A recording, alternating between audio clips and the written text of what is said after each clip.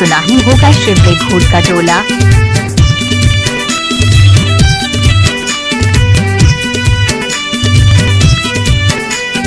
DJ Suraj Yadav.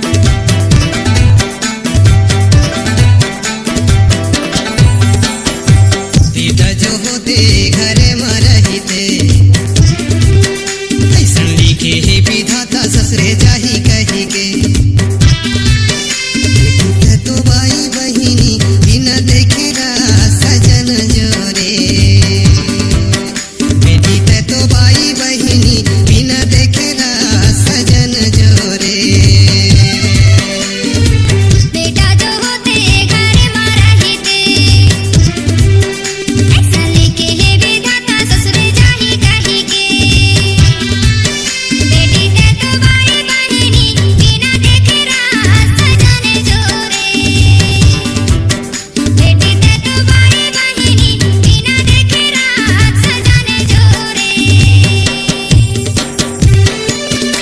Patel sound आपका हार्दिक स्वागत करता है। आपने तो सुना ही होगा शिवले घोट का टोला।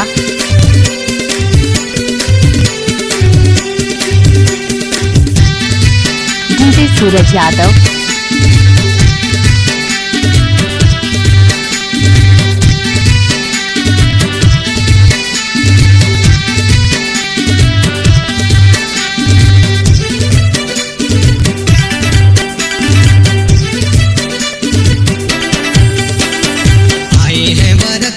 गाड़ी में चढ़ी के बोलाया रती बोतारा थाली में धरी के नैना रोवार दो बोलाया रती बोतारा थाली में धरी के नैना रोवार दो।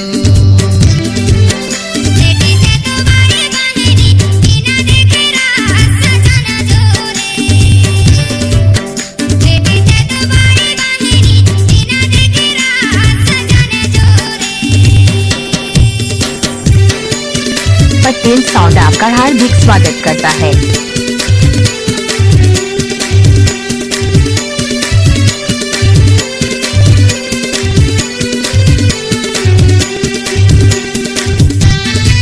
आपने तो सुना ही होगा शिवले घोट का टोला।